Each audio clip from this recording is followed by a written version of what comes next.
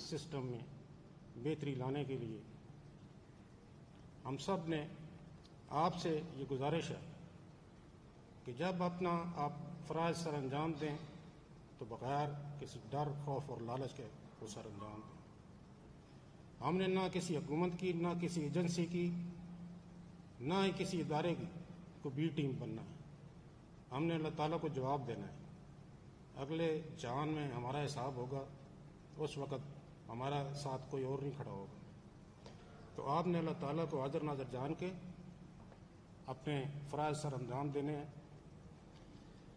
اور یہ آپ دیکھیں کہ اس ملک کے لوگوں کا ایک خواب تھا آزاد عدلیہ۔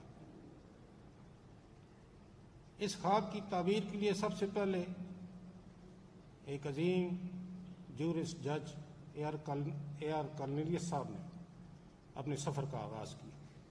یہ سفر چلتا رہا اور اس میں شامل ہوتے گئے جسٹس سعید الزمان صدیقی، جسٹس وجیہ الدین، جسٹس ناصر اسلم زاہد، جسٹس خلیل الرحمان،